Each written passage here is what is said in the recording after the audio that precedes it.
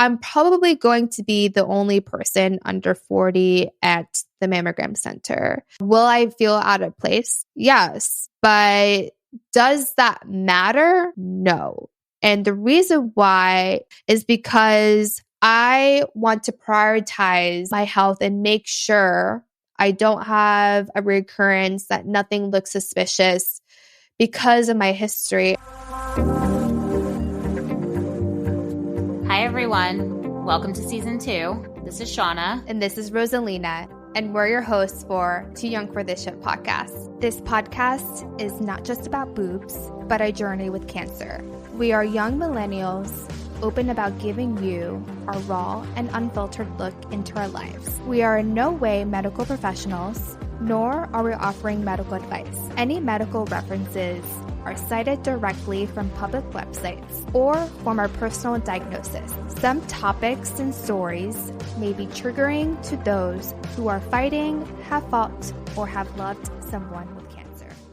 Hey everyone, it's Rosalina here. Today, by the title of this episode, it's just going to be me. I think it's super important for Shauna and I to just have these solo episodes where we can really talk to you about what's going on right now in our life. And even though Shauna and I had the same type of hormone-positive breast cancer and essentially went through similar treatment plans in terms of going through chemotherapy and going through radiation, we are two different people who have two different experiences in our journeys after cancer. You'll get to hear her side of the story of what's going on with her. And I just want to talk to you personally about things that I've been going through. There's a couple things I wanted to talk about on this episode. The first thing I want to talk about is what happened this weekend. And it's something super fantastic. I've always dreamed of doing this, and I can't believe I was a part of this music video. So let me just explain. I'm a part of this dance company, and each quarter is something completely different. And so Q1 is all about being in a music video. We work with a local artist, and we basically try to make her dreams come true with this music video based on her vision. As dancers, I believe it was like 20 girls that was able to be backup dancers for this particular music video. We've been practicing about like 6 weeks every Thursday for about 3 hours.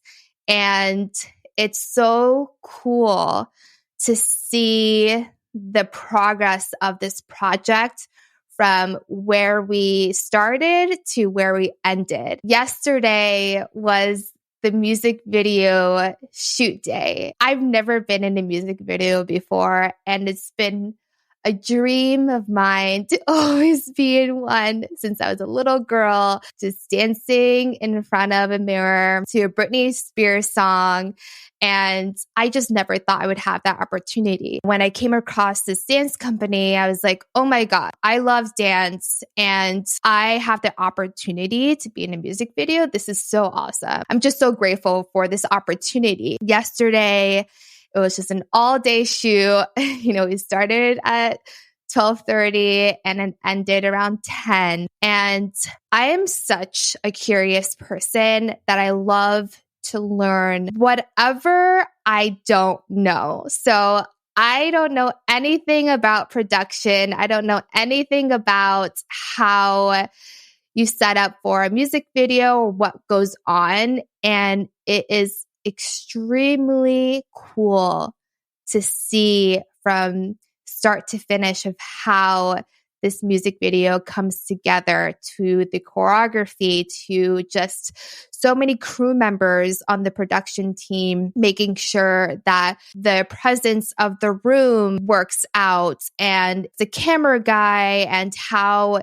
he moves along with you when you're dancing, and making sure that, even if you're not being seen in the camera at that point, you still need to do your choreography of what you learned during rehearsal. And just also seeing the playback too. We were able to see like the playback of some of the shots we were able to capture, and seeing the vision from the director's perspective. She's like so particular with like certain moves and certain aspects. And it's super cool to see like her vision and also the artist's vision, and seeing also like the artist's costume and like everything to just like how the dancers are dressing up as. And it is so cool to see everything come together. And now not that I never had an appreciation for anyone who's behind the camera or someone who's super creative in that field, but I am just so astonished of how they are able to have that creative mindset and to bring all of that together into one. I have a different perspective now. And it's so cool. Like now I'm able to talk about it. Now I'm able to have more of an appreciation for directors, for anyone who works on the music video or any sense of video set, right? My heart is so full. And I woke up today super sore, but I am extremely grateful that I was able to be a part of this. Another thing I wanted to talk about, and this morning I had coffee with a friend, and since I lived so close by, I just walked back to my house, which is like 30 minutes. But within that walk, I just had a reflection and just looking back at where I was and where I'm at now. And I think it's super important to always think of that, because as many of you who are listening who are a survivor, a thriver, previvor, just going through the cancer journey is extremely depressing and super difficult. Just remembering for myself how I've always wanted to go back into dance. That was like my number one goal. Was, when I was going through chemotherapy, was when I was going through radiation, I was like, I need to go back to dance. Like, I'm going to make it my priority to go back by maybe eating well, by like nourishing my body, by going on walks so then my body could be able to repair itself so I can go back to dance and not have the recent episodes that I did that I talked about in the previous episodes. But essentially during chemotherapy, I thought I could go back to dance. So I took a dance class and I felt like I was about to pass out. When I finished dancing, my boyfriend picked me up and I was hysterically crying because I was like, why do I feel like my body's giving up on me? I just felt very distraught.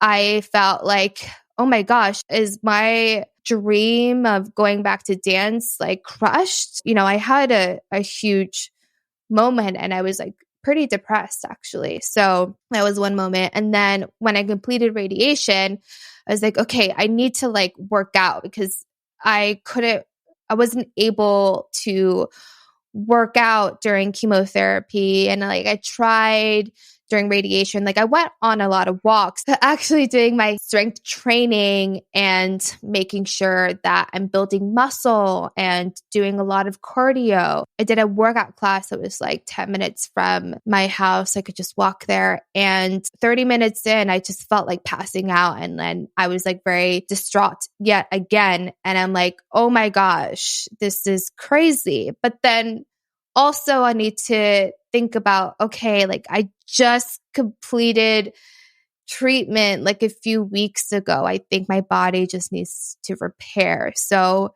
in January, I signed up to be a part of this dance company. And I am so grateful, so proud of myself that I pushed through, even though I was super afraid of how my body was going to be in terms of like, can my body handle rehearsal for 3 hours? Can my body be able to be like when I used to dance pre-cancer? The one thing that I told myself in the beginning when I signed up, I am starting from scratch. I'm starting from scratch and I need to celebrate small wins, whether it's I got 2 steps of the choreo, whether I put out my personality when I did the choreography. I was able to finish the whole entire choreography and not feeling like my body is giving up. I gave myself grace. And the thing that I was doing and the thing that I'm still doing is whenever we complete a choreography in dance class, I record myself. So I don't know if you've ever been in a dance class, but essentially the teacher teaches us certain steps. We go over it with music, without music. And then once we complete part of the choreography that they want us to learn, then we do it in groups or we split up into groups. And so when that happens, I take my phone out, I put it by the mirror in front of me, and I just record myself. I record myself because I know that I am getting better each time I go to dance class. Each time I learn a new choreography, I am getting better. And I just celebrate those small wins where I'm just like, wow, I didn't even realize that I did that move super cool, or like, wow, I was able to do the dance and be in sync with everyone else. I celebrate those small wins. And I'm going to look back through the videos when I first started dancing in January till the end of this year. And I'm just going to be like so grateful and super like excited to kind of see my progress. It's everything, is baby steps. Just like when you're trying to lose weight or when you're trying to gain muscle, it takes time, right? Like it's just dedication, and knowing that you're going to get there is just every single day or every time you go to dance class, you just be like, okay, this is just because I need to practice and I need to give myself grace because I am going to get to that place where I want to be. Anyways, I just wanted to talk about that, and I am so excited for more things happening in the dance world. So there's 2 things that happened. So when we're doing the dance rehearsal for the music video, I was talking to a team member, and, we were talking about her job. And then she goes on to say that she lives with her mom. And then she opened up and talked about how her mom went through breast cancer. I was shocked in the sense of I didn't know that she was going to share that news. So it was like she was talking to me and my other teammate. She's the type of person that she's like very good at switching conversations over, or like just knows how to continue a conversation where things won't get like super awkward. But yeah, so when she mentioned that, I didn't know exactly how to react, because the thing for me, and I think, a lot of people can say this, is that when I'm in dance class or I'm doing dance rehearsal, that's my escape from the breast cancer world. When she brought that up, I was like super shocked. And there was a moment where like I wanted to cry. I didn't know how to react. And it's like, I understand that your mom went through cancer, but it's like, I also went through breast cancer not that long ago.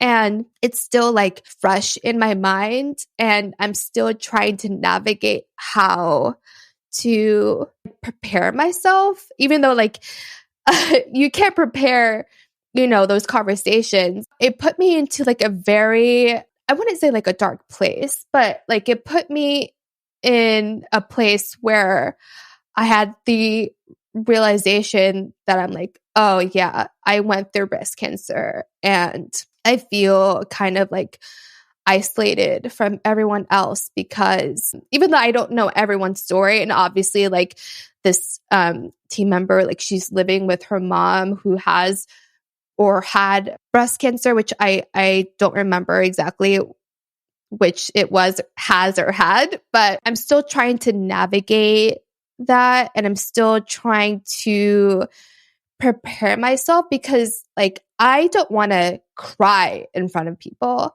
I don't want, people to know, especially in like the dance community, that I had breast cancer, because that's my place to escape. So I kind of like froze up and I didn't know what to say. And she was really good in like switching the conversation. But yeah, I just wanted to talk about like how, I had to go through this and I didn't even freaking know what to say after that. I was super open about my cancer journey on my personal Instagram. And the first time that I actually post about me dealing with breast cancer is when I completed chemotherapy. So that was the first time that I posted that about me going through breast cancer. I did that because I wanted other women to do a self breast exam and making sure that they're in tune with their bodies. And I don't want them to go through what I went through. Most recently, I received an IG message from this girl who actually I've never met in person. I think we were supposed to. This is back in Seattle when I used to live there. Yeah, she messaged me, I believe, like a few weeks ago, and it was really late at night. It was around like 11 or 11:30 p.m. So I can definitely tell that this was like in her mind, and she was probably doing a lot of research, which I can't even imagine. But anyway, so the conversation started. She basically said, hey, I'm curious how you found the breast cancer. When I received that message, I was like in bed, like about to go to sleep. But then I was like, no, I need to answer this, because I know that like she was being very vulnerable and reaching out to me, and it's my duty to help her, right? I strongly wanted to help her in any way possible. And I was super open to telling her whatever questions that she had. Yeah. So then she, was asking me questions like, how did you decide to get checked? And she mentioned, she found the little lumps from her doctor, and she brought it up in 2020. I said to her, like, do you do a self breast exam? Like, do you feel pain when you touch your breast? When you look in the mirror, is there any dimpling? Are there any nipple discharge, redness, skin changes? She mentioned that she doesn't really look, and I totally understand. We're not here to judge others. And I personally was the same way, that I didn't really check my breast. I didn't really had the education to check my breast. No one really told me, hey, Rosalina, like every month you should check your breasts. Like, no, I didn't know, or I didn't know what signs to look for. Also, I didn't know that 80 to 85% of women who get breast cancer don't have family history. I didn't fucking know that until I fucking got breast cancer. There was no judgment at all when she says that she didn't really look, because I didn't either. So I explained to her how I felt the lump and what was the signs, even though again, like I didn't know at that time, but now I do. I told her exactly what I had and the different like skin changes that I had with the lump. She asked me like if I got a mammogram or biopsy, and I told her exactly what I did. I said I went to my doctor. I told her the areas of concerns. She performed a breast exam. And then when she measured the lump and then the little pimple that I had on top of the skin, she just measured them. And then she said, hey, I'm just going to refer you to get an ultrasound just so we can figure out exactly what it is. She gave me a referral. I called the breast imaging place at UW in Washington. And when I got the ultrasound, they found something suspicious. After the ultrasound, they did a biopsy. And then a few days later, it was confirmed that was breast cancer. She told me that she was going to see her doctor this upcoming week. And she also said that she had no idea that breast cancer was super common after she did a lot of reading online. One thing that I mentioned to her, that if you feel something off with your breast, advocate for your health and make sure your doctor hears you. There has been times when doctors don't take young women seriously because, quote unquote, we're too young, but that's not necessarily true. I know it can be scary for sure, but just try to get to the bottom of it. It might not be anything, but just try to get it checked if you feel something off and it doesn't feel right with your body. After it being like 12 a.m., I went to sleep. And then the next day, I was thinking about her. And so I messaged her again and said, hey, I just wanted to let you know that I'm here if you have any more questions or need to talk to someone. When I received that message, I felt for her deeply.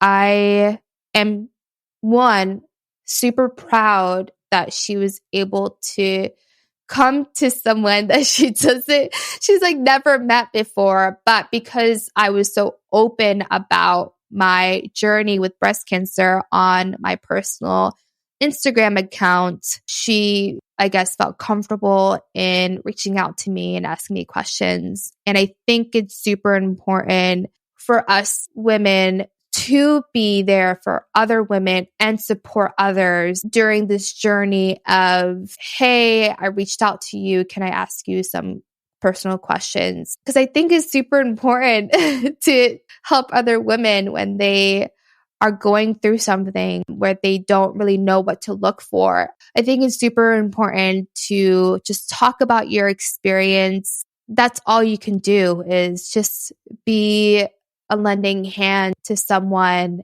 And, you know, it's instead of them going through this alone and going online and researching, because online could be like a very scary place. I am so proud of every woman who helped other women when they reached out for questions or for support or anything along those lines. Kudos to you if you've done that.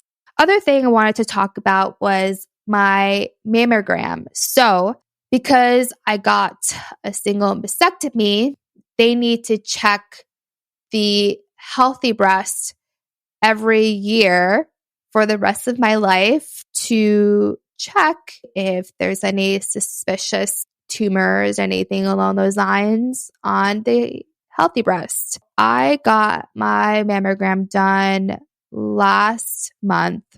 I guess because it's COVID times or something along those lines, but it's so difficult to get an appointment. When I first called to schedule an appointment, they were like, yeah, the next available, this was like in January, the next available appointment is in May. And I'm like, May? And so I contacted my breast surgeon's nurse practitioner and I was like, hey, I can only get an appointment in May, but Dr. Baker, my breast surgeon, wants me to get it sooner. Is there a way that you can help me? She was able to get me in March. So I just wanted to point that out to you guys that like, if you can't find an appointment sooner, try to work with whoever your nurse practitioner is, your nurse navigator, whoever you can get in contact with so you can get an appointment, because I think it's super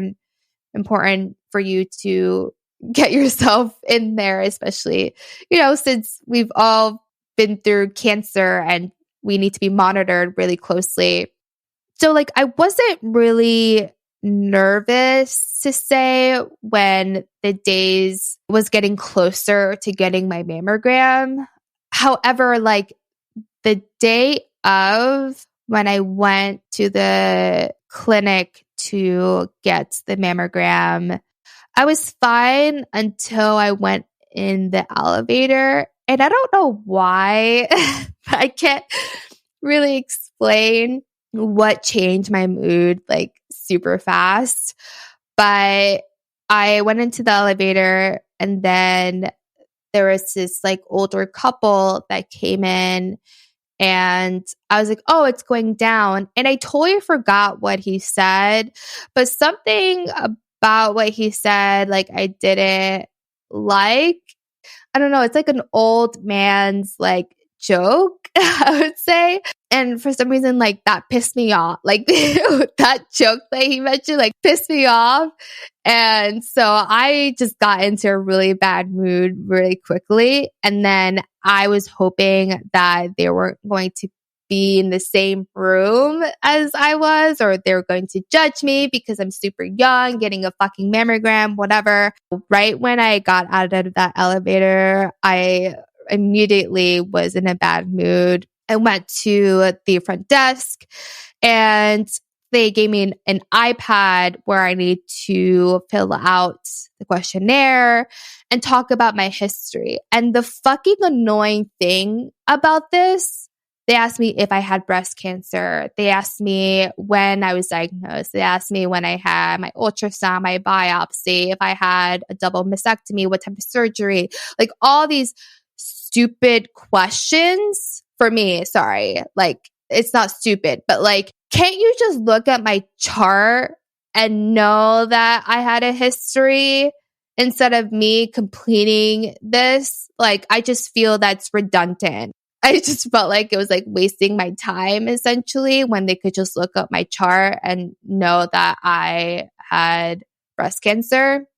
So another thing is when I sat at the waiting room, I was just, I don't know, I was really mentally prepared to snap if someone came up to me or someone made a remark to say that, oh, I look too young to be here. And I don't know, I was again, just from the instant bad mood when I just left the elevator, I was willing to just snap and just be angry at someone who just said something wrong to me. When they called me, changed in my robe and everything like that, I told the tech that I forgot to not put deodorant, and so I need a wipe to remove it, because that's what they ask you to do before you get a mammogram, or I guess an ultrasound too. When I was in the waiting room and I put in the robe and everything like that, I wasn't nervous or anything along those lines. And then when I went into the room,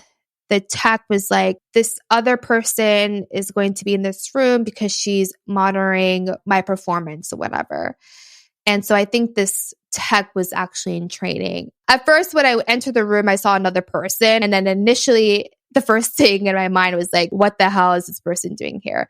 Is it necessary for this person to be here? Because if it's not, I don't want you in this room. So when she said that she was there to monitor her, because she's I guess because she's in training, then I was okay, fine. She started to position me, get the mammogram done. And I don't know, for whatever reason, I just started to tear up. I don't know what happened that moment within the hour span that I was there. I had a mixture of different emotions. I was in a really bad mood into me almost in tears. I was in tears and I didn't want the tech to see. So I was trying to hold it in as much as possible until she said, oh, I forgot you mentioned that you had deodorant on. Let me get you a wipe. And then initially I was trying to get it together. She gave me the wipe and I wiped myself. And then I didn't have any more tears. I was just basically telling myself, like, you got this, Rosalina. It's okay. It's okay. It's okay. So basically did the mammogram. And then within that appointment, I also need to get an ultrasound as well. So my appointment was a combination of getting a mammogram and also getting an ultrasound. And of course, it's because I still have dense breast, so they can't necessarily see everything. And dense breast in the mammogram, it's like pretty white. And so cancer also can show up white. So they wanted to be cautious and do an ultrasound too. I'm all about doing multiple tests because obviously with my history, we have to really be cautious. When I went into the ultrasound room, the tech was saying, oh, do you want a chaperone? And then I was like, no one came with me to my appointment. She was like, oh, we can like bring someone in if you need someone to hold your hand or anything like that, which I've never heard of actually. And this is at UCLA. And I was like, no, I'm good. I don't want some stranger holding my hand. I think I could handle this. She was super kind and nice. And when I was like laying on the bed, I had flashbacks to when I had my first ultrasound. I was looking at the screen, I was looking at her expression, and I was looking at where she was moving me around. I was looking at where she was taking measurements. It was just like, I had like flashbacks. Oh my gosh, it was terrible. Each time she had the expression of like, like, what is this spot? Or like, whatever, like on the screen when she was like kind of going back to that area, I got nervous. And that's essentially the same feeling that I had when I did my first ultrasound before even knowing that I had cancer. So that was an interesting experience. Yeah, when I went home, I was like in a really like irritated mood. It's like so funny. Like I thought I would be fine during my appointment for the mammogram / ultrasound. And for some reason, when I got in there, I just was initially in a bad mood. I was about to be in tears and I got really nervous and it got flashbacks like all in, the span of 1 hour. So that was really interesting. I got the mammogram, I think, was on a Monday, and I didn't get my results until I think Thursday. So it was like a few days. And for some reason, like, I think it was like Wednesday, I started to get worried. I don't know. Like, for some reason, I started to get nervous. I was like, okay, oh my gosh, like, do I have cancer again? Like, is there a recurrence? Like, I was just a mess. And when I was like in the shower, I had another flashback where there was a time when they did the ultrasound where my lymph nodes were and also did the biopsy. And I was remembering when I was in the shower, just like praying that there was no cancer in my lymph nodes. And so I was like praying and like trying to stay calm. And that was exactly what I was trying to do when I was in the shower. This time around is like, oh my gosh, I hope I don't have recurrence. I hope I don't have a recurrence. I hope it's like a normal test. And so I got really nervous. The next day, Thursday, I was in Target and I got a notification from my chart that they released my test results. When I received that notification, I was like, well, I need to see how the test went. When I read through the test, they basically said that everything looked normal. And I also received a message from my breast surgeon saying like, congrats, Rosalina, your tests were normal. There was nothing abnormal about the mammogram or ultrasound, and I felt like I can breathe again. I just went through like so many emotions within the past few days. And I guess maybe I just had a realization that like, fuck, I did this test and I don't even know what the results are going to be. And so once I received the results and everything was normal, I was so ecstatic and I was like, oh, thank fucking God. I don't know what I would do at this moment. You know, I completed chemotherapy 6 months ago, and then I completed radiation 3 months ago. And so I couldn't bear with the news of having breast cancer this early on. I was so ecstatic that my test came back normal. But I wanted to kind of go back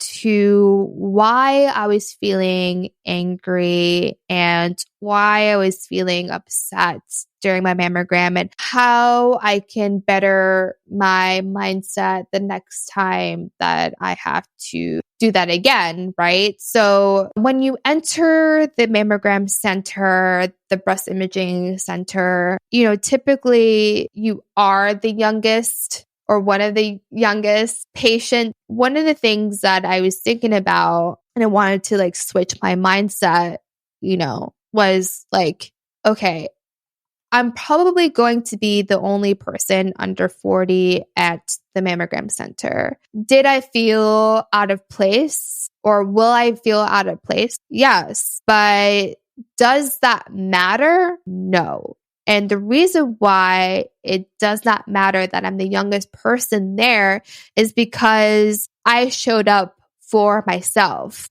I showed up for my health. I don't have to go to that appointment if I don't want to, but I chose to because I want to prioritize my health and make sure I don't have a recurrence, that nothing looks suspicious because of my history. And of course, now that I've learned that breast cancer is super common and cancer doesn't discriminate age, it's super important for me now to show up for myself. That's the mindset that I want to change when I go to my next appointment now. I don't want to feel angry every time I go to the mammogram center or the breast imaging center. The only important thing that matters is that you showed up and you are taking charge and control of your health. And that is the only thing that matters. That's what I'm going to live by moving forward. Since I changed that mindset, I feel a little bit more relaxed and not tensed up. Yeah, like I don't know. I just had that like realization, and I think it's super important to change that mindset. Thank you all for listening and supporting our podcast. Sharing our stories with you has been incredibly healing for both of us, and we hope it helps other women in their journeys through breast cancer. Ladies, if you enjoyed this episode, please share it with your friends and fellow breasties. Help us reach more women by subscribing and rating us on Apple Podcasts, Spotify, and now on YouTube. You can follow us on Instagram at TYFTS Podcast and email us at tyftspodcast@gmail.com. We love hearing from you guys, so shoot us a message. We will link any resources from the episode in our show notes.